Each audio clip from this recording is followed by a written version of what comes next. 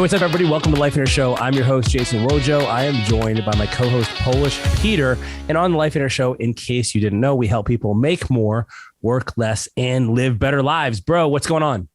We have this legacy episode from Steve Cook himself on he's getting questions asked about being rich and making money and more money and all that kind of stuff.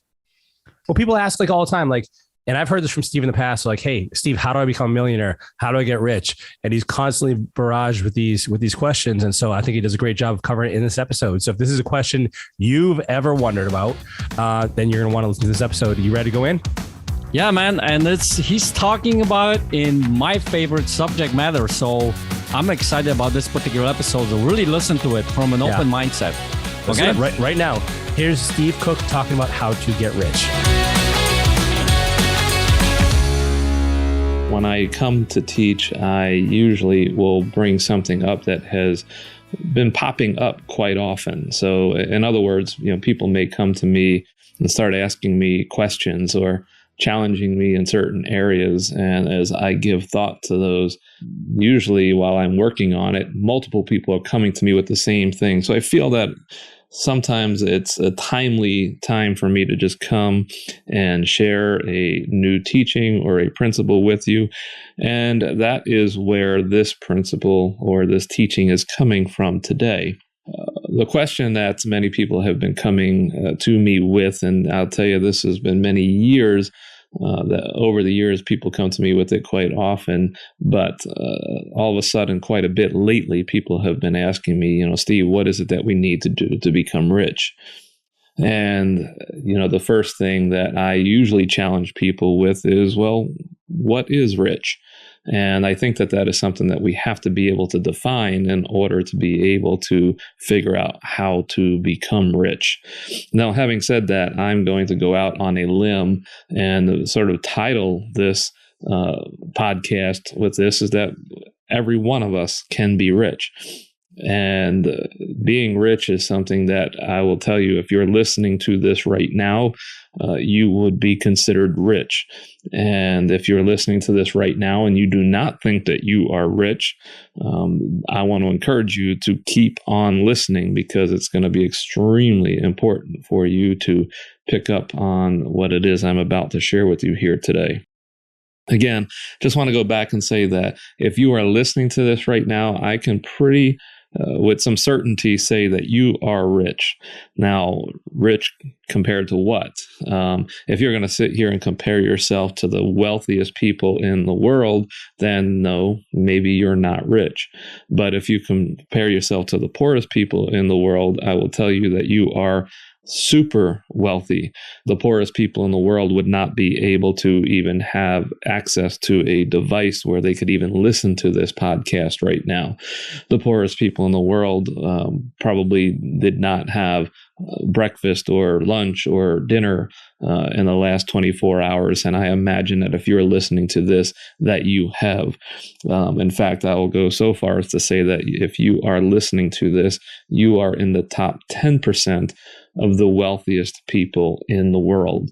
And so having said that, you need to understand that if you feel like you're not rich, that you are putting yourself in a position looking down upon, the position that you're in. And one of the first things when it comes to being rich is understanding that being rich is a mindset. If you think that you're not rich, you will never experience richness, no matter where you are on that spectrum, no matter how much you have, you will never feel it until you begin to recognize that being rich is actually a mindset and not how much of it that you have. Now, that mindset is something that we can develop. It is something that many of us find ourselves in a place at some point or another in life where we think that we don't have much, where we think that we are not rich. And I will tell you that I was in a place like that for a long time in my life where I believed that I was not rich. I believed that there was so much more to life, that I could have so much more. And frankly, when I had that type of mindset, being rich or having something was sort of elusive. I was sort of my own worst enemy when it came to that. I got my own way just because I believed I didn't have much. Anything I had never seemed like much. And it really led to a mindset of lacking, if that means anything to you. If you feel as though you are lacking and you feel as though that things that you just don't have enough, nothing you have will ever feel like enough. The reality of the situation is by American standards, I grew up not in a wealthy household. I would have been at the upper end of poverty or the lower end of the middle class, but we never went without, and we never went without anything.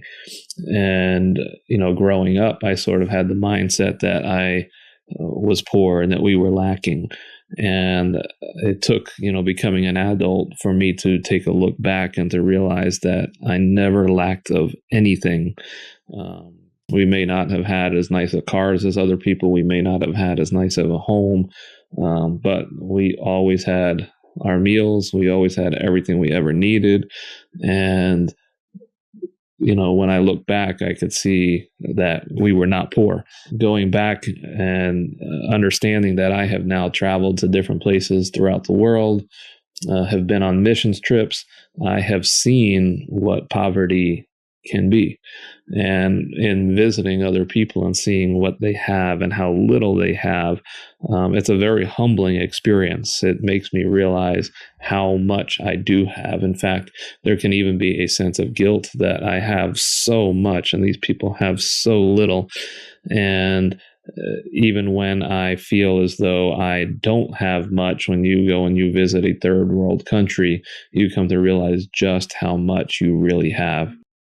Having said all of that, I have been visiting third world countries now for about the last 10 years, and I have been doing so mostly in the scheme of participating in a mission trip and going there to help people who are less fortunate.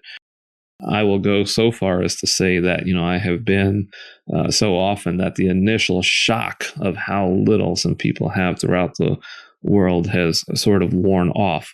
My initial shock was that these people who I was serving, who I was, traveling to their country, going there to help them, that they were just so poor and they had so little. And I just wanted to do so much for them. And that guilty sense that I had for having so much when, the amount of money that I spent, the amount of money that I lived off of could have taken care of 50 families for a year. It could drastically change the way that they lived. When I have been now going in multiple times, I have now started to view some of these families who I have gotten to know, who I have seen on a number of occasions, who I've visited their homes, that I no longer view them as poor. There's people who have far less than them. In fact, there was a family who we were building a home for just a couple of years ago. And this is a home that is about the quality of a very nice shed here in the United States. These homes are 16 feet by 20 feet, one room. They don't have running water or electricity inside of them when we build them. They're just a concrete floor. We do put a couple of windows and a door in them, which is sort of a luxury in third world countries. And these homes are very well constructed. Well, there was a family who was supposed to receive one of these homes, and then because of issues regarding paperwork, they were not able to get one of the homes. And the son was so excited when they were going to get this home, and then he was so dejected when they were not going to get it. He was just completely let down, disappointed. He was almost mad. And the parents then were trying to console their son. And one of the things that the parents had said to the son was, they said, "Son, we just need to trust God. We have so much, and there are people out there who have far less than we do, and someone who needs this house more than we do is going to get the home." Now, I want you to understand that this was coming from a family where a one-room house, a that is the equivalent of maybe a nice shed that we would have here in the United States, could sit here and say that someone else needed this more than they did, that they had so much, and perhaps the Lord wanted to bless somebody else with this home and not them. This was a family who realized just how rich they were. And their home, when we were visiting it, they had a dirt floor. The husband gathered wood throughout the day in order to sell wood. And when he would sell wood, that was the way that he made a living for his family. Whether it was twigs, whether it was fallen trees, whatever it was, he made a living for his family by gathering wood and selling it. He had a bunch of wood there by the home that he was chopping up so that he could sell bundles of it. I have no idea what kind of living he made with selling wood, but this was the way that they made their living. He didn't have land to harvest it off of. He had to just go pick this wood up, this scrap wood, from wherever he could get it. And that was the way that he made a living. So I want everyone to just understand that this was a couple who was able to convey to their son just how rich they really were. And by our standards, they had absolutely nothing. The living that they made was probably on about $2 to $3 a day. Yet they were able to see the wealth that they possessed and how there were others who had so much less than them. And so it is definitely a mindset. Being rich is a mindset. Now, I know that there's some of you who are listening into this and you're thinking, yeah, but it sure would be nice to have millions or billions of dollars so that I could do whatever I wanted to do. And I will just tell you this, that is something that is achievable for everyone. Everyone can have extreme wealth, but it starts with a mindset. If you do not have that mindset, you will never, ever be able to get there. If you think that $1,000 is a lot of money, well, then $1 million is a whole lot of money to you. And it's something that you will never be able to achieve as long as you think that $1,000 is a lot of money. If you think that 10,000 or 100,000 is a lot of money, $1 million is going to be out of reach for you. It's not to say that $100,000 is not a lot of money, but if you are of the mindset that it is a lot of money and it's something that's very difficult to get and it's hard to get your hands on and it's hard to make that kind of money, well, then you will have just made making $1 million 10 times harder in your mind. And you have to understand that your mindset is the number one thing that is going to control whether or not you achieve great wealth and riches. And so being rich is entirely a mindset. You will never be able to achieve more than what you think you can. And you have to begin to condition yourself in that area. So people who are wealthy, that can be at all different levels. You could have $10,000 and believe that you're wealthy and be wealthy. You can have millions of dollars and still think that you're not wealthy. And it's all a mindset. And you will determine yourself whether or not you're going to be happy just based off of the mindset that you have. So having said all that, you can condition yourself.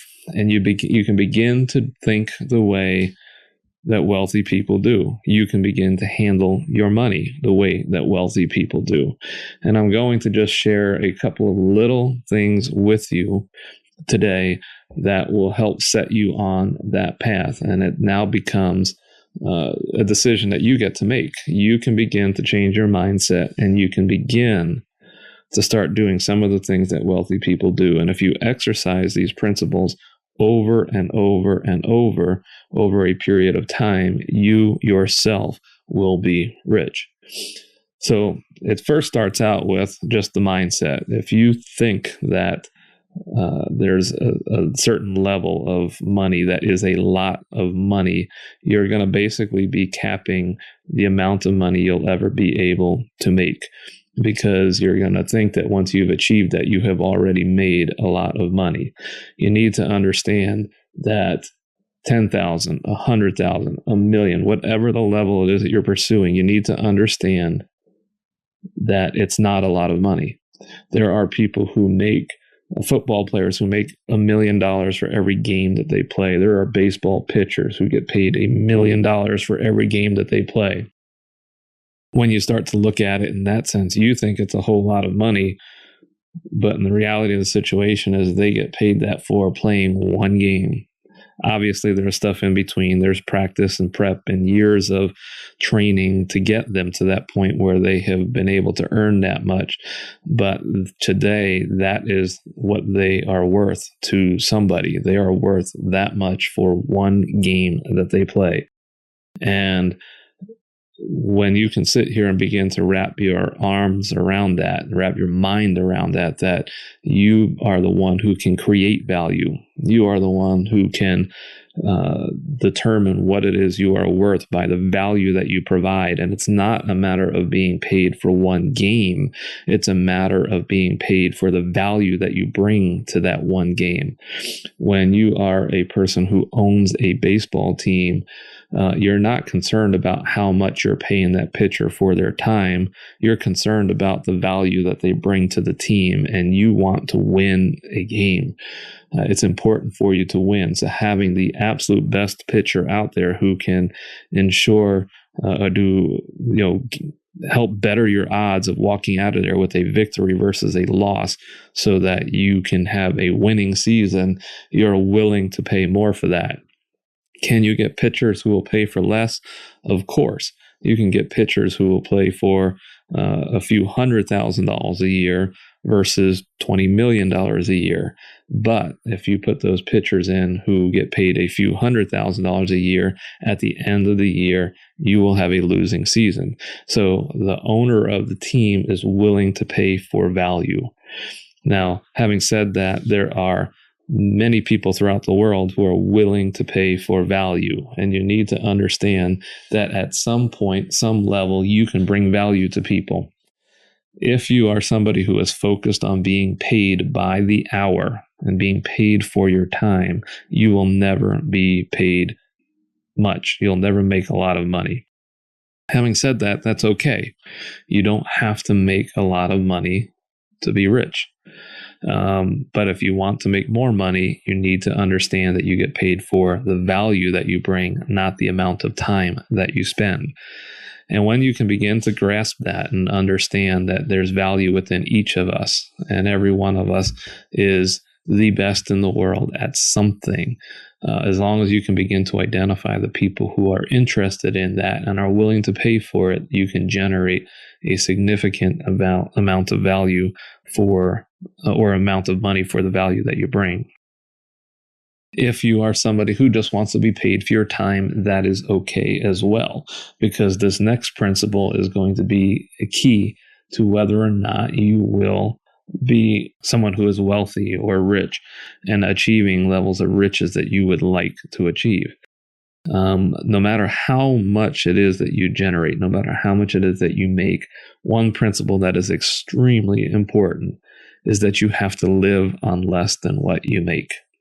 The majority of people in this world who feel like that they are never getting ahead, who feel like they are poor, the majority of people who feel like they just want to be rich and they dream about it all the time and they want to do things that are going to help bring riches into their lives, or they're desperate for it, or they'll do anything to get there.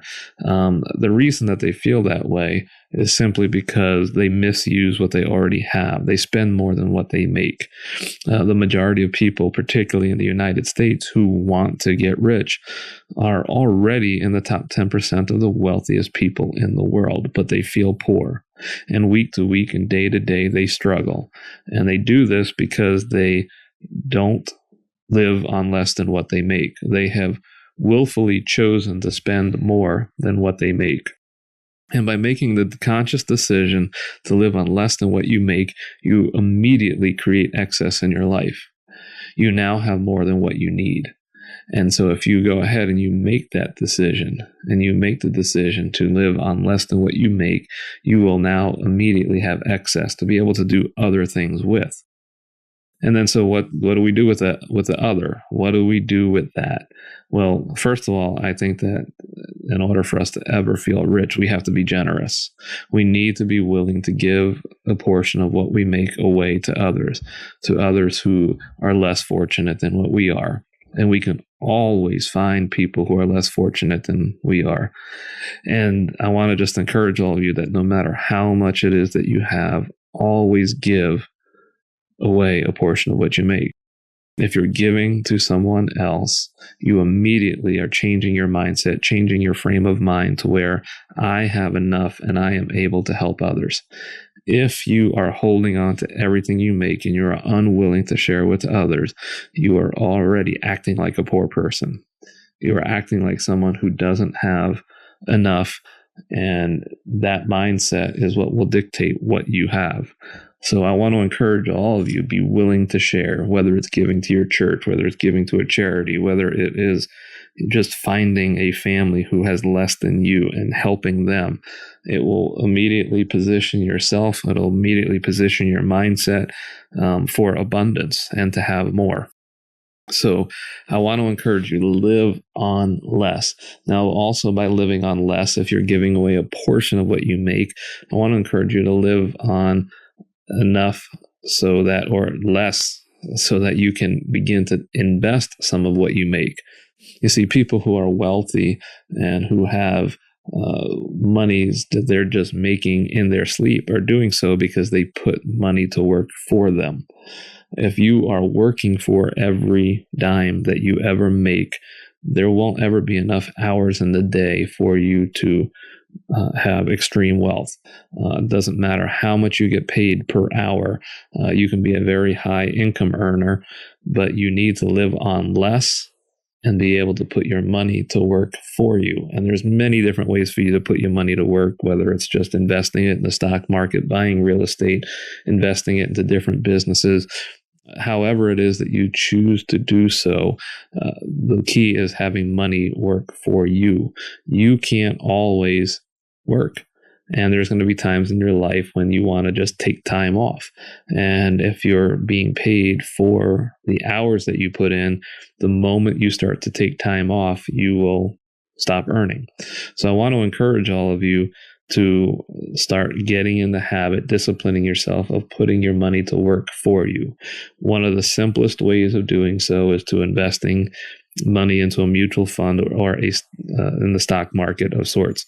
Irregardless of what your feelings are about the stock market, I don't hold back when I say this. I don't like it myself. But in lieu of having other places to put my money, I would find some of the best money managers out there and just put a little bit of money away week after week, month after month to work with a money manager and have my money working for me as best as it can and doing that consistently. So I'm going to go ahead and wrap this up because I've already shared quite a bit with you here today. I want to encourage all of you and just summarize some things. It starts with the mindset. You need to be able to start changing the mindset that you have. Secondly, you need to begin to start living on less than what you have. And thirdly, you want to be able to start putting your money to work for you. If you can begin to just exercise these three things and do these three things over the course of a period of time, you will completely change your financial picture and the way that you look at things. And you too will be able to be rich. So for those of you who sit there and think that you'll never be rich, it starts with your mindset. If you can change that and do these little things before long, you will feel rich. And that feeling of rich will lead to having riches and can lead to extreme wealth. But you have to start doing the things that wealthy people do. I will end on this. There are many people who just come into extreme wealth, whether it's through winning a lottery or getting an inheritance and things like that. If they have the wrong mindset and they don't understand what it means to be rich, they typically lose it. They don't have it for long. It is something that goes away. And I want to just encourage all of you. It starts with the mindset. It starts with understanding what riches are. And if you do not go ahead and change your mindset. It doesn't matter if you come across it easily, if it is just dropped in your lap, it won't last long. And so understand this: riches is a mindset. You can control it. There's nothing that you can do other than to start thinking of it differently. If you think of riches in that it's hard to come by, it will be hard to come by for you. If you think that it's unfair, that we live in an unfair world, well, then you'll live that way and you'll pursue riches that way.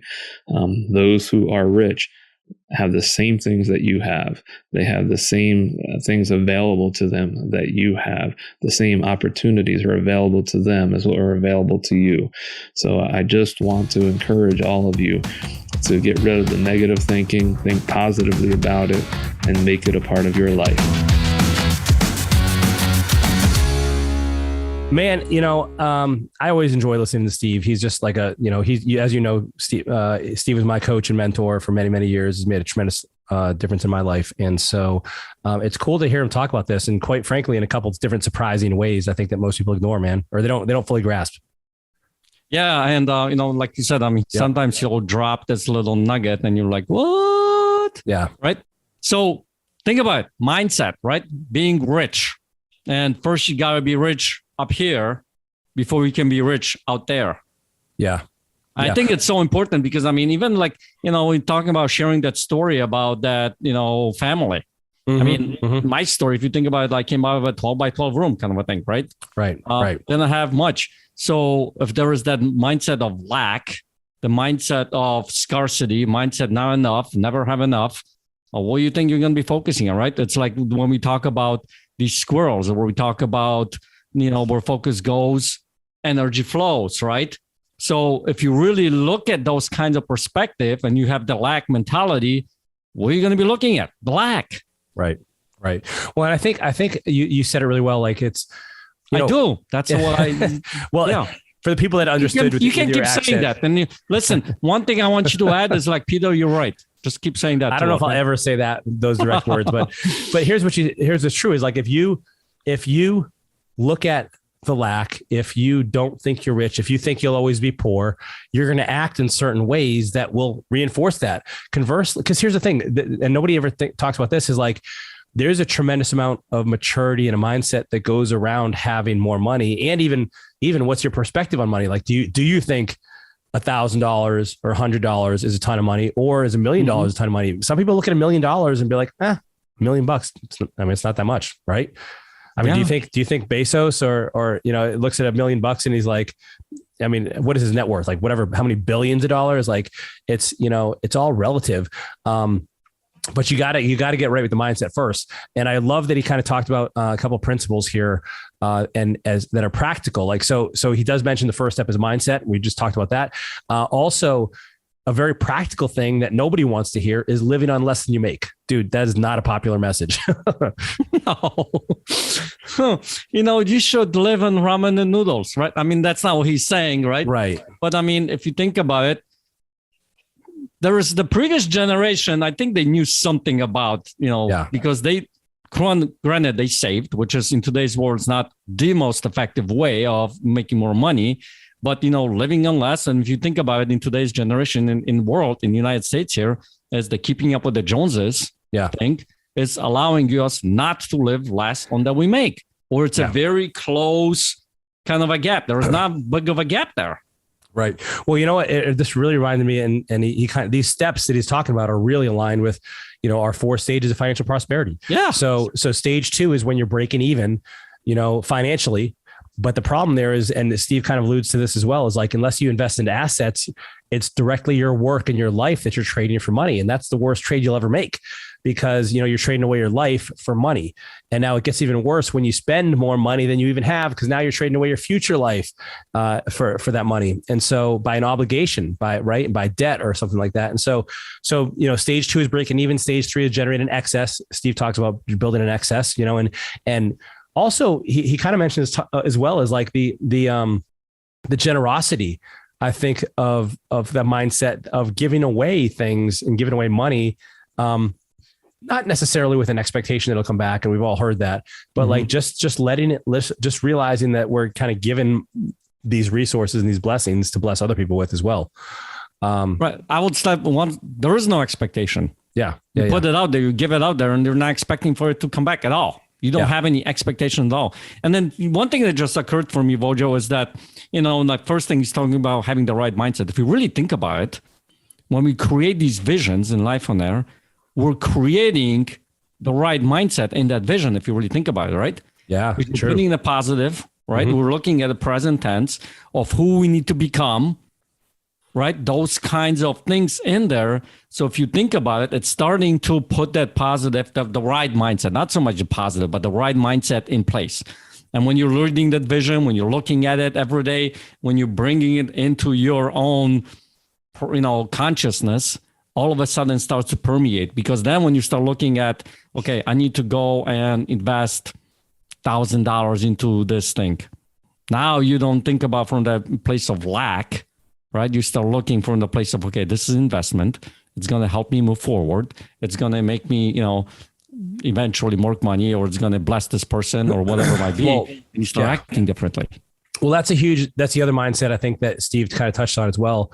Is, he mentions you have to start investing at some point, because otherwise it's literally you trading your life away. And this aligns with stage 4 of our 4 stages of financial prosperity, where now you have income being produced by assets instead of you working for your money. Now your asset is producing that money for you, and you'll never get wealthy, I think, if it's just you may have a huge income, but very few people I see get wealthy because they either squander it all, or they're not responsible with it, or they don't put it into assets. You really need assets at some point to break that cycle, to get you out of the rat race and get you off that treadmill. And that's a mindset, right? You gotta think about money a little bit differently, and like think of it as a tool. We talk about in the Get-A-Life Getaway, like money is an employee. Now it can work for you or against you, right? And so I think that's a huge part of the mindset shift as well. It needs to occur if you're going to achieve financial freedom and if you're going to get rich. Yep. And it starts up here, because there is this lag that happens out there in the world. So hopefully you guys have listened to this episode. I'll actually go back and listen to it 2 or 3 times, because this is the type of episode where you can miss a couple of nuggets, right? When you listen over, you can find something new, and what does it look like to be rich? How do I get rich? And I think hopefully this episode will give you a different perspective of how do you actually get rich. Love it. Love it. If you enjoyed this episode, please like, share, and subscribe. And we'll be coming at you again next week with awesome stuff. So stay tuned.